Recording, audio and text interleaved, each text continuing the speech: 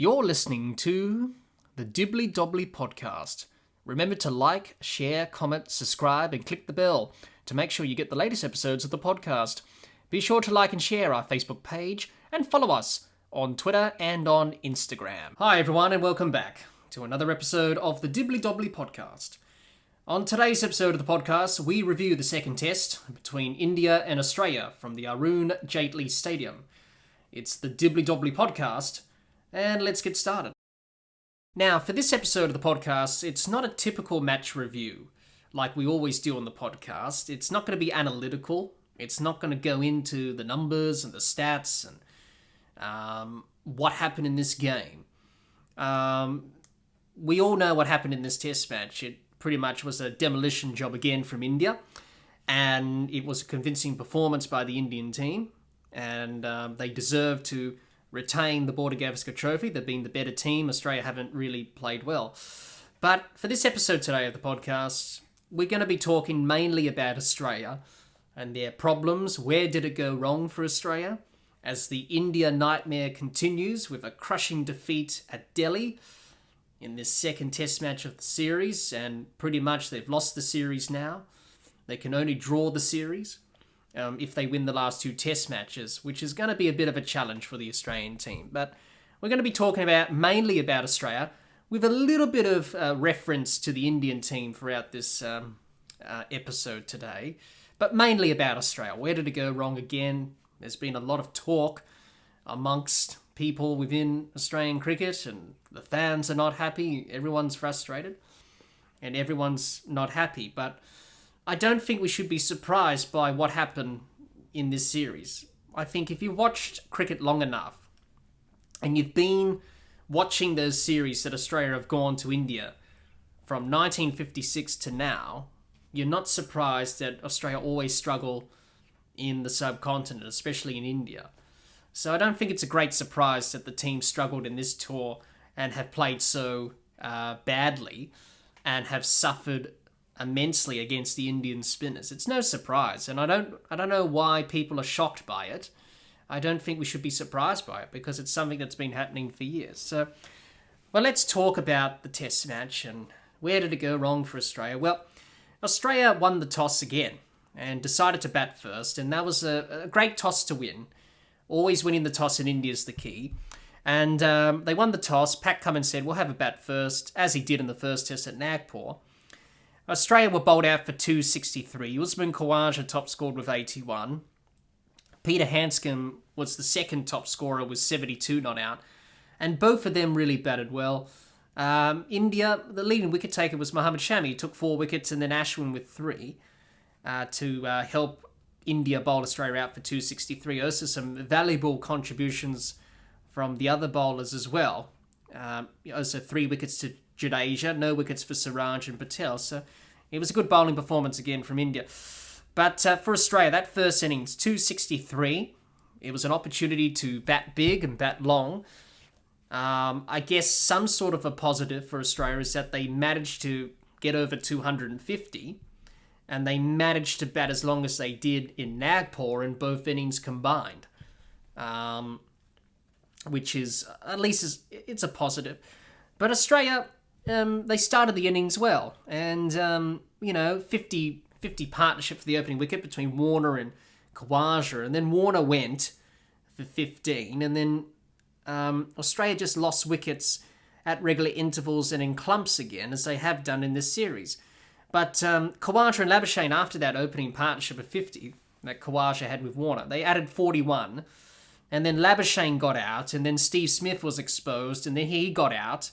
And then Khawaja was joined by Travis Head, and then Travis Head played a rash shot, and then he got out. And then Khawaja and Handscomb, who I thought were the two best batters in the first innings for Australia, who batted really well, added 59 for their partnership. And then Khawaja got out, playing that, sweep shot in front of square, just on point, where KL Rahul took a very marvellous catch, to quote Richie Beno. And then Alex Carey joined Handscomb. He got out. And then Handscomb had a 59-run partnership with Pat Cummins, who got 33, which was a good little partnership to rescue Australia. At that stage, Australia were let me look. It was 6 for 168 when Alex Carey got dismissed. And Australia were in trouble of getting bowled out for 200 again, as they did in Nagpur. And then Pat Cummins came to the rescue and then got Australia past 200. And he had put on a good partnership with Hanscom. And then after Cummins got out, really for Australia, it wasn't much from the tail. Hanscom had a partnership with Murphy, which was 0.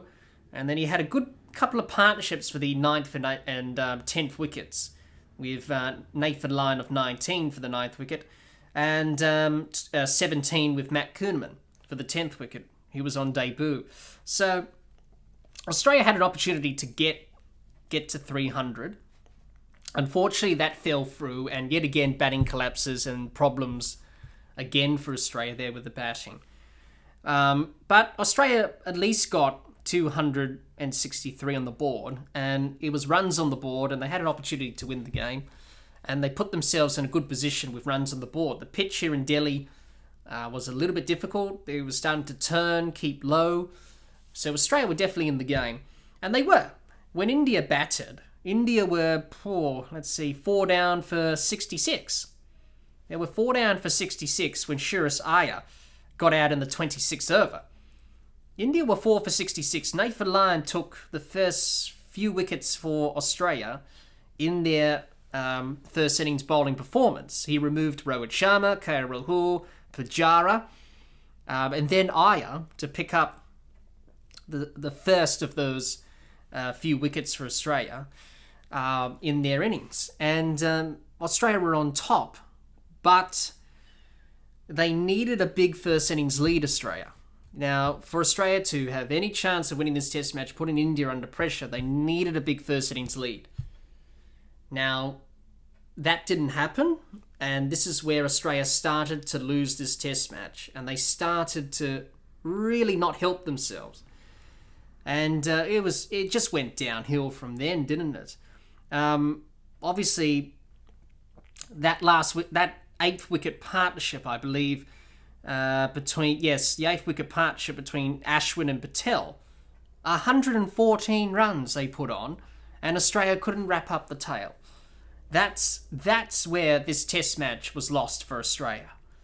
And those two are pretty good as batters, really. They're better than tail-enders. They're more...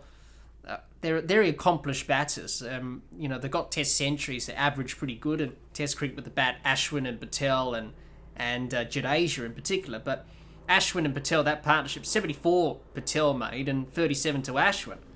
And he was batting number 8. Number 9, not number 8. Patel was batting number 8. It was a very good partnership. And it rescued India, really. India from 4 for 66 ended up 262. They were only trailing by 1 run.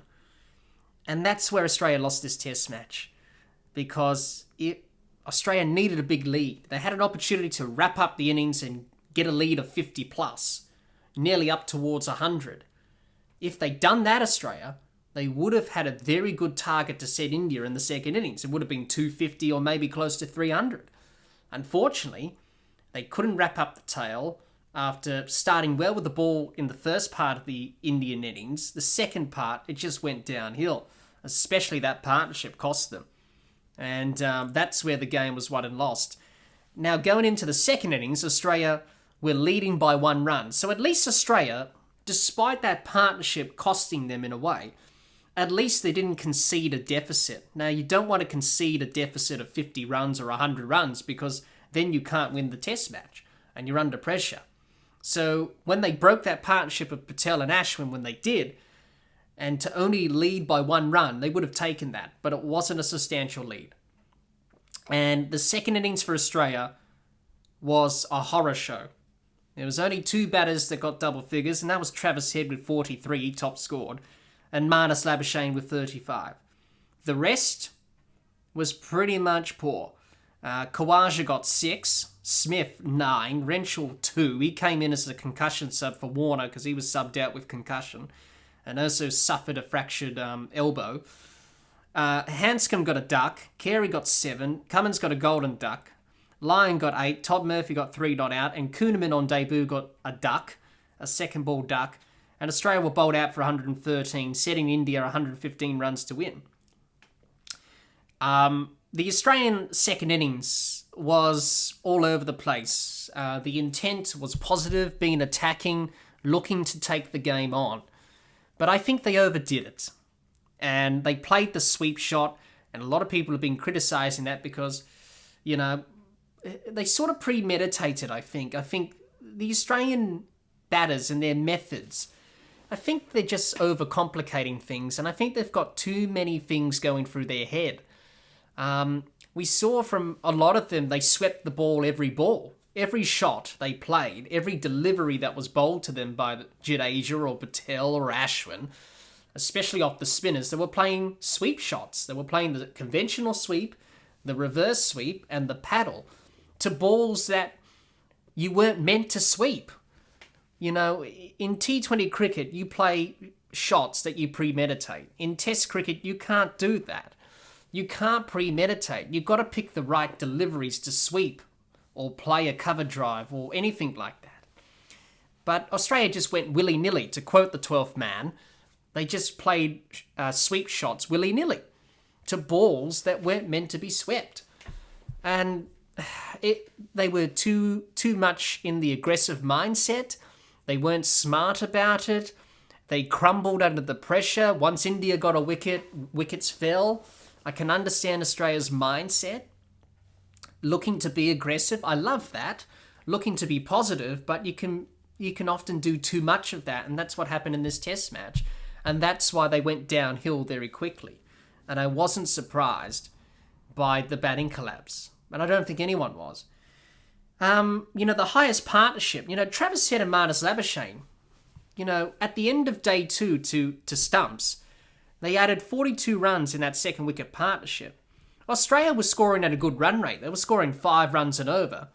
And the lead was almost around about 100 runs. So Australia were in a very good position at stumps on day 2. But as we say in Test cricket, it's a bit of a cliche. The first hour, the first session of a new day is the key. And what happened on day 3 was exactly the opposite for Australia. Everything went wrong in that first hour.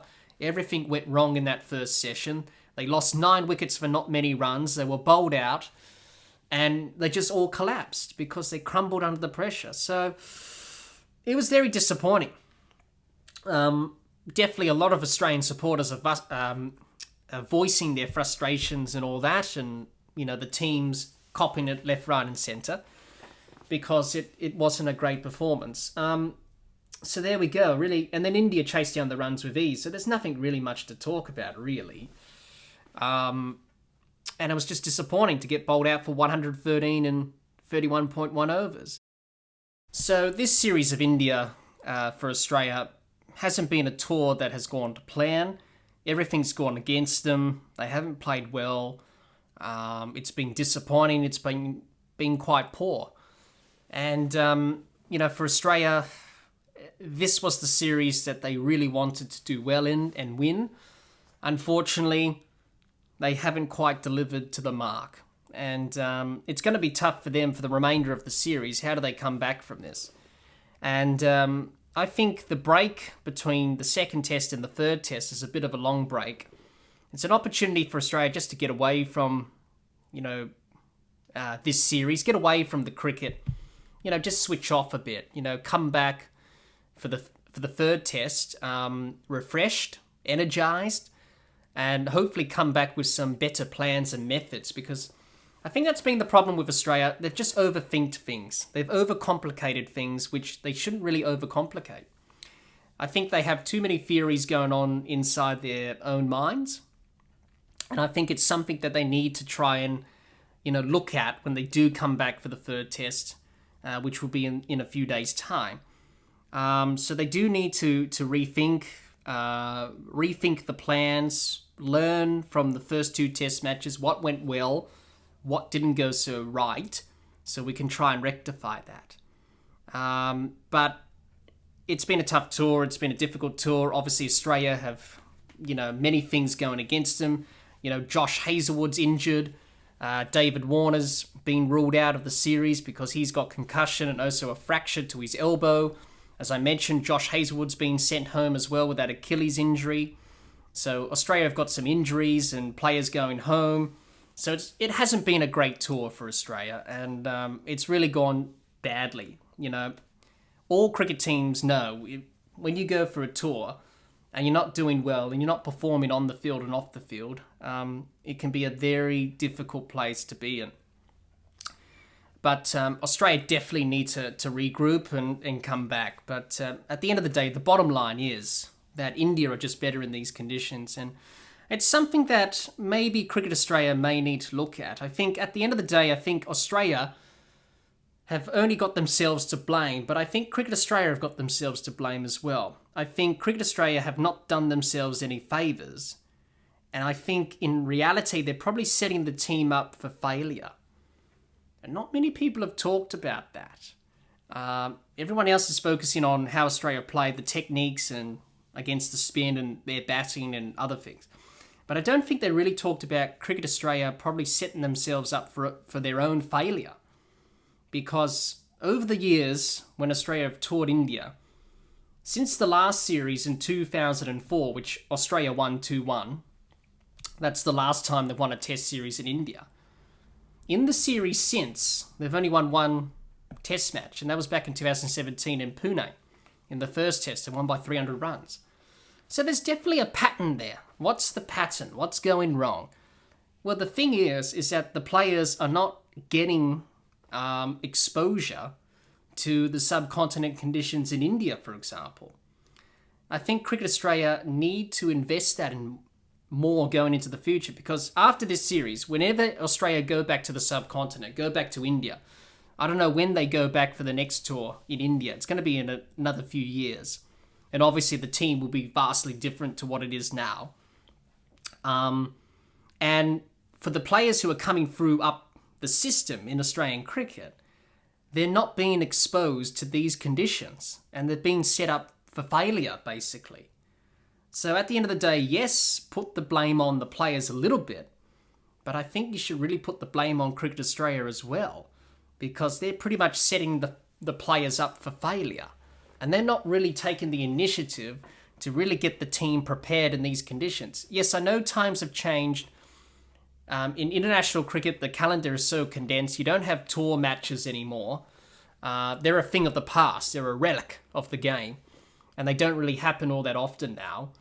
They do, but in a rarer capacity.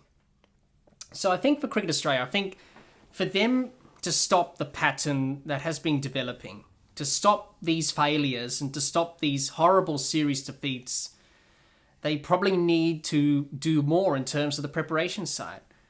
Now, that could be setting more Australia A tours to tour India and play India A and Australia A matches in India to get the younger players who are coming through the system exposure. Now, if Marnus Labuschagne, let's just take him as an example for this argument, for argument's sake. If Marnus Labuschagne was a part of an Australia A tour that toured India and played India A many, many years ago, long before Marnus was even considered for test selection, if he played in that Australia A tour to India A, if it did happen, then he would have been used to these conditions and he would have known what to expect and he knows how to go about things. Whereas, and then eventually when he gets selected for Australia, he would be prepared and he would know what the conditions are like. Unfortunately, that hasn't been the case with some of the Australian players. They haven't done that and they haven't played Australia A matches in the subcontinent. So that's why, in a way, I think the team's set up for failure a little bit there. If Cricket Australia want to fix things, when we go back to India in 4 or 5 years' time, it's probably going to be the same result. So we're not addressing the problem and we're not fixing it. There is a problem there, but what is the problem? It's the lack of initiative and it's the lack of willingness to do what we need to do to be better and competitive in the subcontinent, full stop. Not just India, but Sri Lanka and Pakistan and Bangladesh. What can we do to get better in these conditions? I think you need to schedule more A tours. I think Sheffield Shield cricket in Australia probably need to produce pitches that spin more. And also in test match cricket as well in Australia, because we can't just play on flat roads, as is the norm in Australia in test cricket. You need to prepare pitches that are going to best suit the players to prepare for future tours to the subcontinent, where the ball turns a lot, and also for the Ashes in England, where the ball seams and nips around. So Cricket Australia need to take the initiative. So what I'm trying to say, and I hope it made sense to everyone listening, is that Cricket Australia have responsibility here, and they're setting up the team for failure, really. Because that's what's happening. They're not taking the initiative. They're not talking to the BCCI and saying, hey, you want to play an A tour? You know, it will benefit Indian cricket and will also benefit Australian cricket. But they're not doing that. It's not a hard thing to do, just to say, hey, you know, let's organise an A tour so it will benefit both countries and both playing groups. But that's not what's happening at the moment. So that's the problem. And that's why we see Australia struggle in these conditions, because Cricket Australia are not really preparing the players well enough to handle these conditions and pretty much setting the team up for failure before they even start the series. And that's what's happening. So that's the problem there. So some questions need to be asked, and definitely there are some ways that Australia can get better in these conditions, and there's some ways that the team can definitely learn from this experience in India. Obviously, it's a hard tour. It's a difficult tour, as I mentioned, but it's a failure. It's a setback. It's a bump in the road. At the end of the day, it's all about learning from this experience, and hopefully you can get better. But it comes down to taking the initiative and doing what's right for the team and what's going to benefit the team when they do tour the subcontinent. So Cricket Australia need to look at that, because the pattern is there. It's clear to see. What we saw in this series thus far in the first two test matches is evidence enough that Cricket Australia are probably setting up the team for their own failure. And that's what's happening. And they've got to do something about it, because it could be the same result time after time when the next generation of cricketers from Australia play India. They're just going to get beaten. They're going to lose every series because nothing's getting changed and nothing's happening. So you need to do something to stop the rot, to stop this pattern from developing further. So there we go. So those are the problems that Australia have. And it's something that they need to try and fix for the remainder of this series. Let's talk about the series going forward. There's 2 test matches to go. What can Australia gain from those 2 test matches? I think what they can gain from it is trying to get better and improve. If one of the batters or one of the bowlers get a fifer or a century, I think that will be great. Take small positives and small wins. If Australia can win a test match or draw a test match, I think that will be great. And I think it will be a positive step in the right direction. That's going to be a challenge because the momentum is all with India and Australia are up against it. But we know that Australia will try and come back and really learn from the first 2 test matches. I think for Australia, they just need to keep things simple.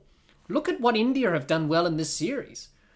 Why have India had success with the bat? Because they've batted smartly. Look at what they did well in the first 2 test matches against the spinners, when they were facing the Australian spinners in Lyon and Murphy and Kuhneman across the 2 test matches. What do they do well? They used their feet. They got to the pitch of the ball. They didn't play too many sweep shots.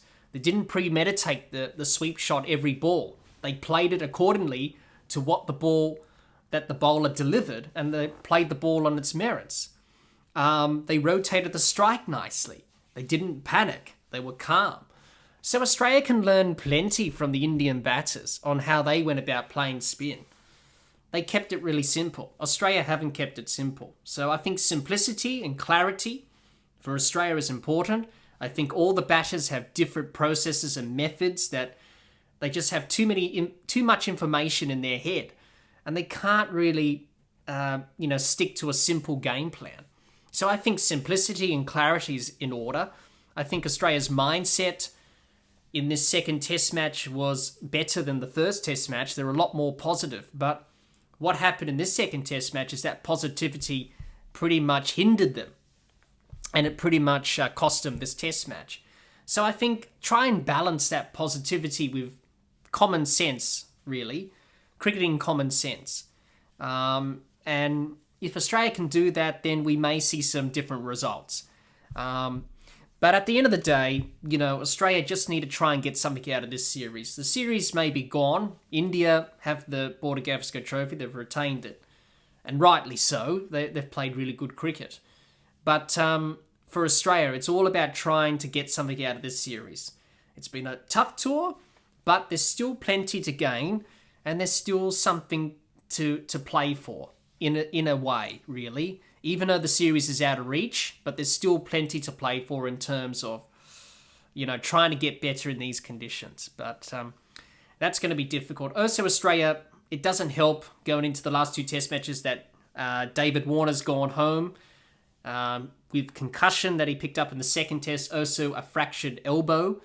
So he's been sent back home to Australia. He won't play the next two tests, so probably Travis Head may open the batting.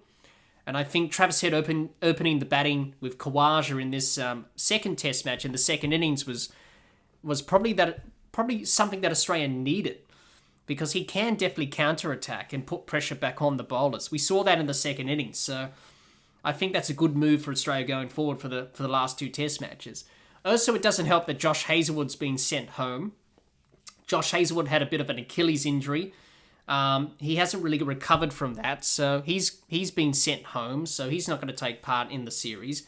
But the good news is for Australia that Mitchell Starc and Cameron Green are progressing well, and pretty much they're 100% and probably raring to go for the third test. And I think having Green and Starc back into the side will definitely help Australia.